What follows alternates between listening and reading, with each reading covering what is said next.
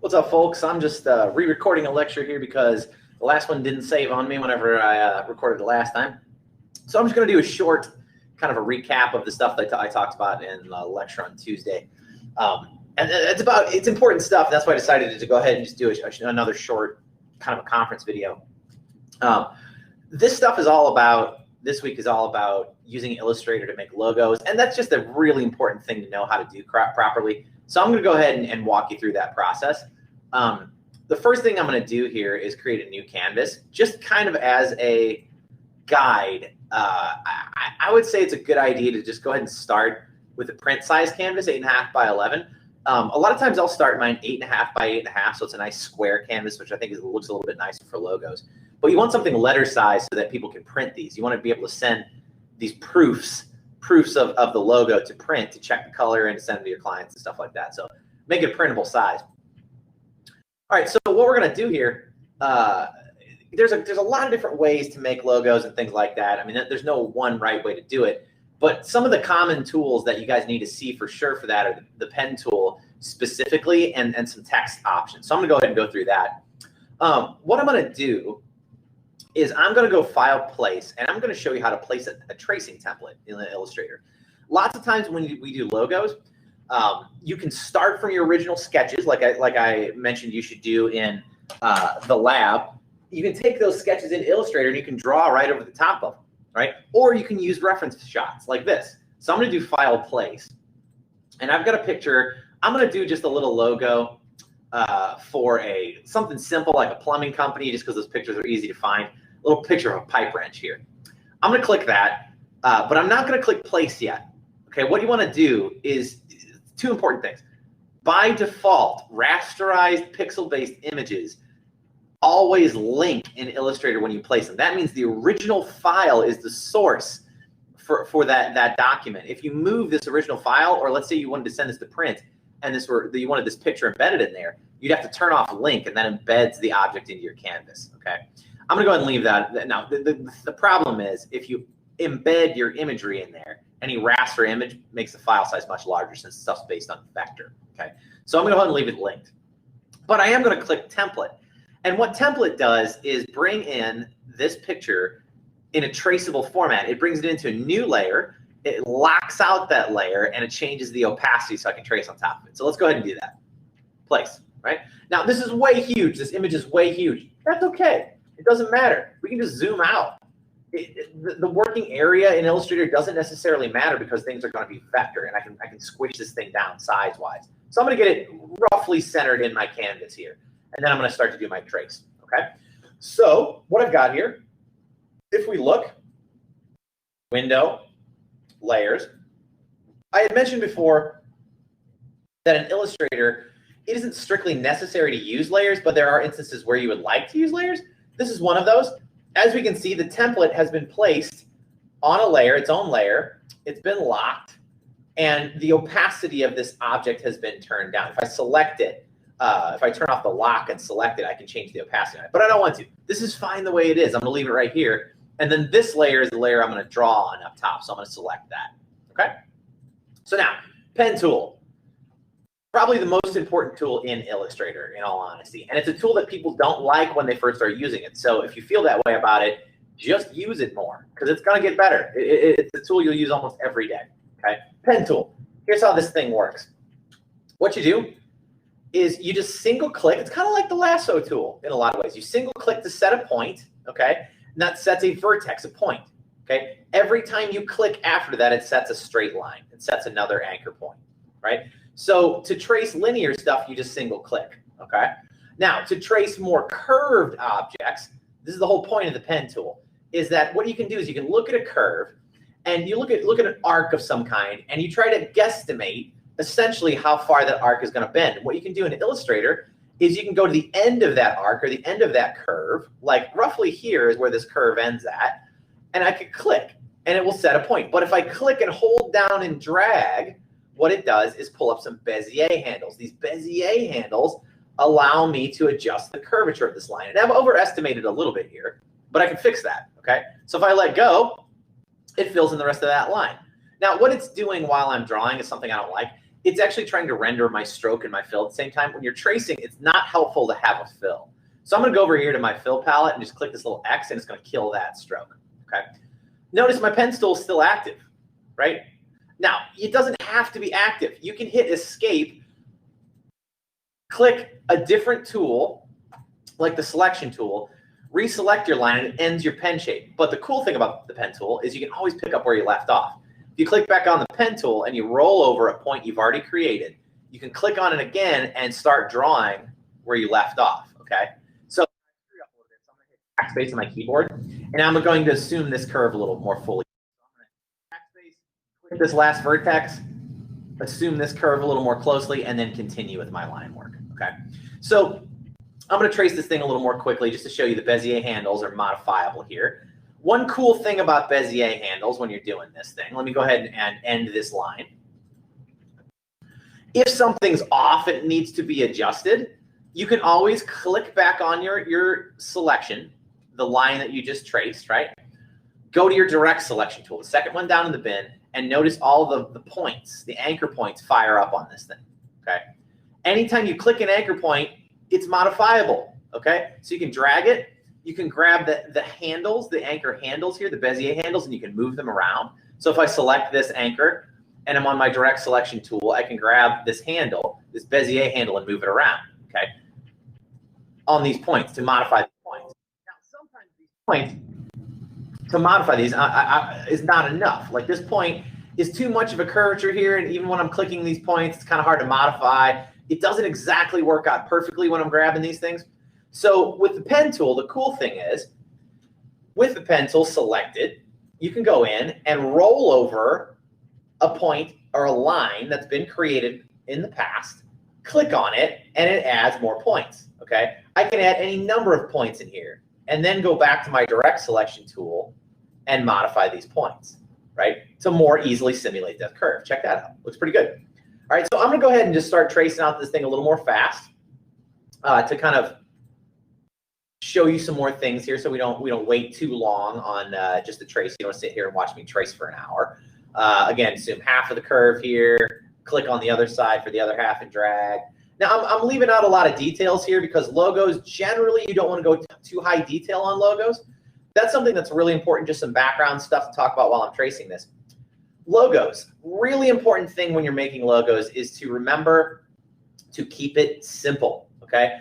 Logos get used for many different purposes these days. Your logo might be stitched on a t-shirt. It might be used in video. It might be boiled down to something really small and used on the web. The point of it is you're going to use a logo for a lot of different circumstances. The more simple a logo is, the easier it is to work with. You can always take a simple logo and add complexity to it later on. Okay, that's an option as well.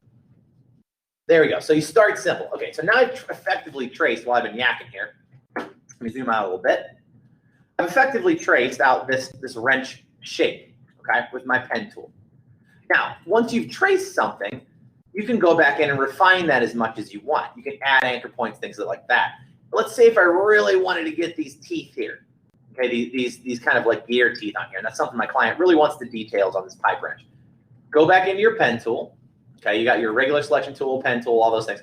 Regular pen tool, add some points. Okay, so select the line you had previously. Make sure you click on the actual line. Add some points in there and adjust. Now, I'm going to add 3 points, and then I'm going to show you a trick with the pen tool here. Okay, so direct selection tool. Line these up. Again, wherever they're supposed to go here. Oops, let me click the correct anchor point here. So maybe like that, here, and here. Okay, so now there is a useful tool in here. When you select with the direct selection tool, you've got an anchor point selected. If you go back to the pen tool, there is, underneath the pen tool, there's an anchor point conversion tool. This is really useful. What this lets you do is take any anchor point that you've created. This is a linear anchor point. Okay, notice there's no Bezier handles on this, and it just comes to a point. If you use the convert anchor point tool here, you can click on an anchor point and drag, and it will make a curvature out of it. If you single click, it will turn it back into a linear point. Click and drag for anchor points, single click for linear, right? So that's pretty cool. You can convert any point you want into a curved point or back into a corner point if you want. That's really the beauty of Illustrator is it's totally, utterly modifiable, and it lets you do all kinds of different stuff with these points. So that convert anchor point tool, really useful. I'm going to go ahead and swap my stroke and my fill at this point because my object looks pretty good. Okay, I'm going to drag this off of here. And I'm going to go to my layers, and I'm going to turn off the eyeball for that wrench. Okay, I might need to use that later, so I'm going to go ahead and leave that in there. This vector image, I'm going to shrink down. Okay, and now I can start to do some logo ideation with it, right? So this is at this point I've got my main form for my logo. Maybe I'll rotate it so it's like more of a horizontal format, whichever you'd like the look of. But now I need to start pairing text with it, right? So the idea with this is that the text tool, when you're doing logos and fitting type to logos, maybe I'll just call it Plumbing LLC. I'm going to go to my character palette to deal with my text setting here. So window, type, character, okay? Your character palette has all your different stuff in it for setting your type. Paragraph palette is nested underneath that, so you can do things like alignment and such. I'm going to crank up the size of my character here. So just some stuff for fonts, some font work things. When you're doing logos, I would strongly recommend that you guys choose from the slab style fonts, okay? Stuff like this, like Rockwell, the heavier fonts like Stencil's obviously a very stencily looking font.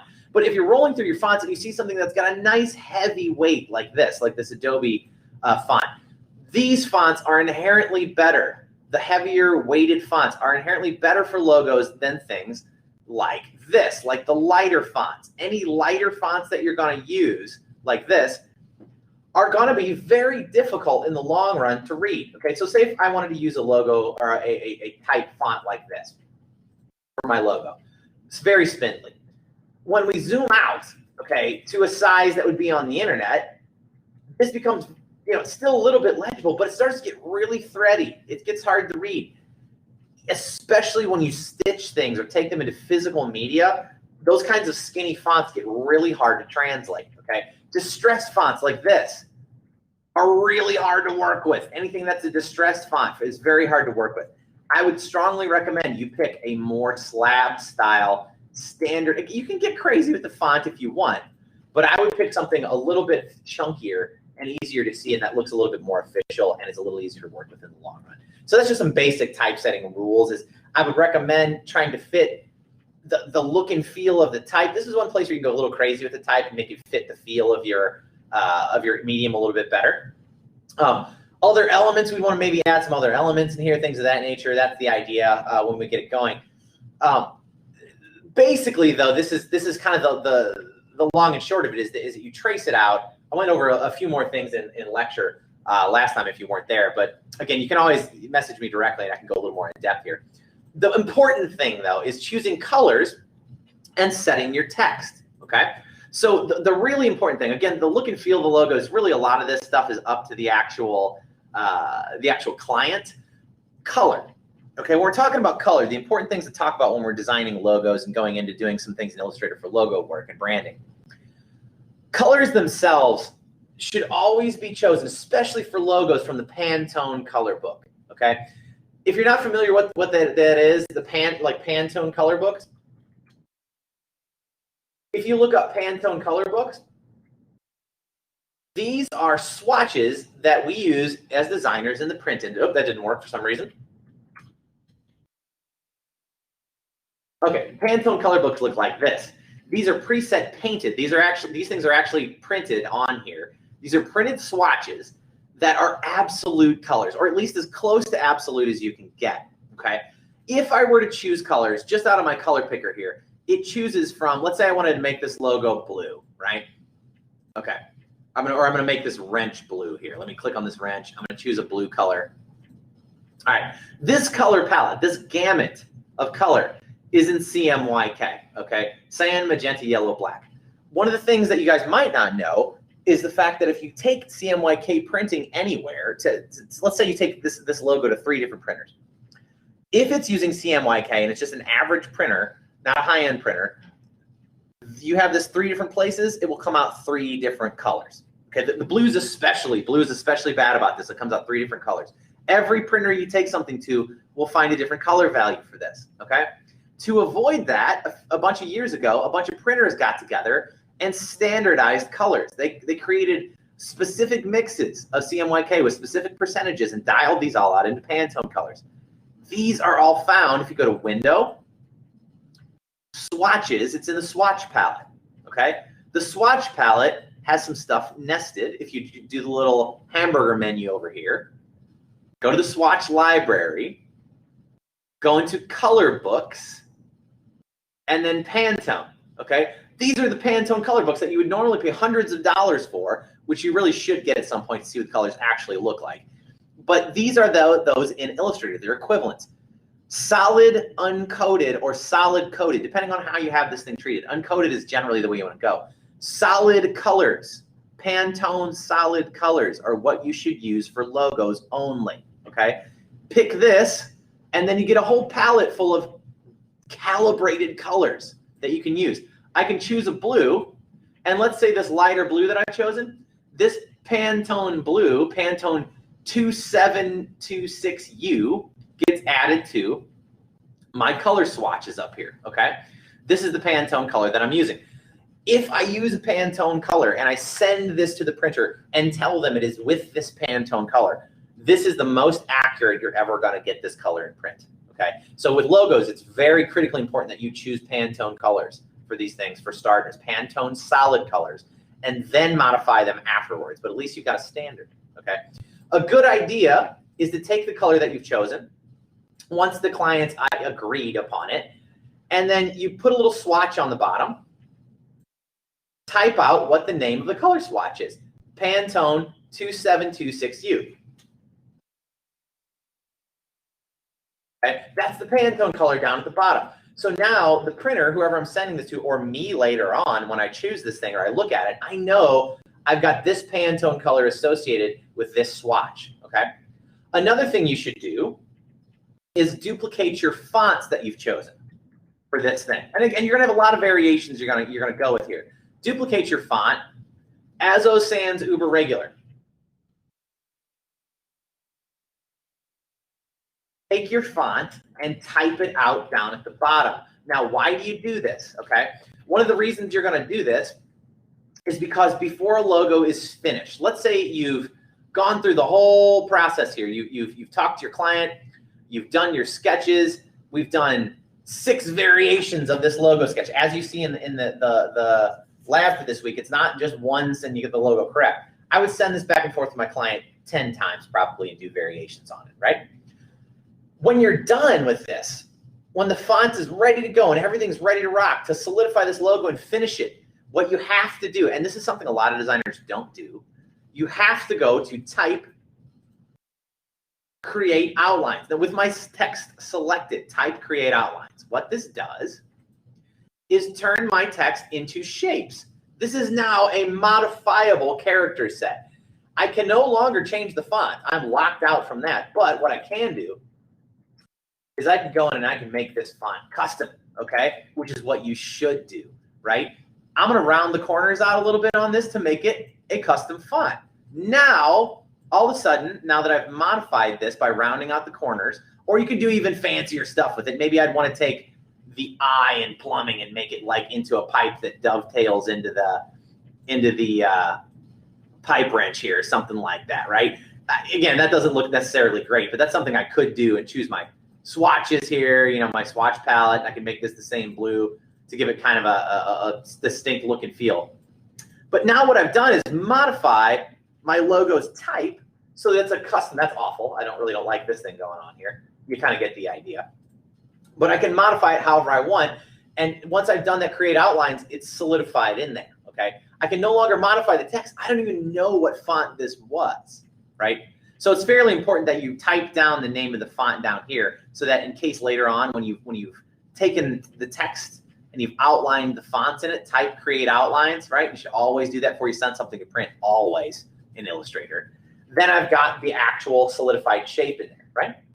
So that's kind of where it's at. With making logos, that's the little tools I showed. This is about half as long as I went into in a lecture. Again, if there's anything specific you run into troubles with, things of that nature, let me know, and I can make you some specific videos and things like that. If you want, come into class and I can help you out as well.